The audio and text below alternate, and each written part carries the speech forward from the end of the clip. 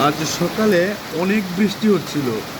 বৃষ্টির সময় দোকানে যখন বসেছিলাম দেখতে পাচ্ছি হাজার হাজার গার্মেন্টস ওয়ার্কার যারা রেমিটেন্স বাংলাদেশে নিয়ে আসে বিদেশিদের মতো, তাদের এরা আসলে সত্যিকারের যোদ্ধা। গার্মেন্টস এবং বিদেশের যারা আছে তারা কিন্তু সবাই মিলে এই দেশটাকে এত উপরে নিয়ে গিয়েছিল। দেখতেই পাচ্ছেন এত বৃষ্টি, তারপরেও কিন্তু সবাই ছাতা হাতে তাদের নিজ নিজ কর্মস্থলে যাচ্ছেন। একটু দেখুন, সবাই কিন্তু